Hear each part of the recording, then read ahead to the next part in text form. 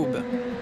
Ils espèrent tous la même chose, parcourir les 230 km qui les séparent encore de la frontière française. Sous l'œil indifférent de la police italienne, ils attendent les passeurs, qui ne tardent pas à arriver. Nous les filmons en caméra cachée. En plein jour et sans être inquiétés, des hommes, ils sont tunisiens, s'avancent pour vendre leurs services. C'est 400 €. On t'emmène en voiture à Lyon. Là-bas, tu vas au café. Surtout, tu restes dans le café, tu n'en sors pas. Les policiers en France sont habillés en civil. Toi, tu ne les reconnais pas. Mais s'ils te repèrent dans la rue, ils t'arrêtent.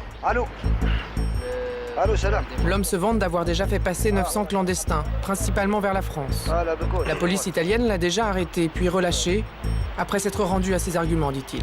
J'étais au commissariat, j'ai parlé avec les commissaires. Je lui ai dit, moi, j'ai aide l'Italie.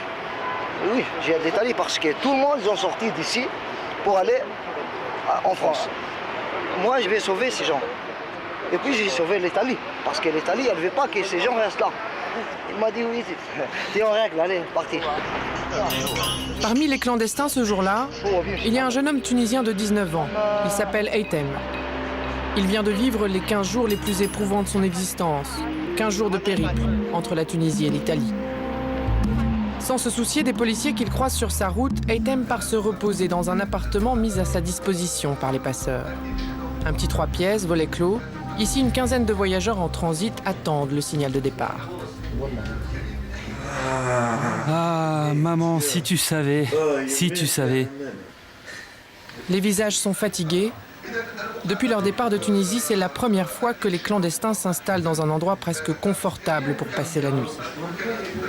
Combien de temps que t'as pas pris de douche? 13 jours et dormir 15 jours et... Tu n'as pas dormi depuis 15 jours? Ouais, bah oui. Le voyage se termine bientôt pour eux. La France n'est plus très loin. Quand même, on n'a pas encore fini.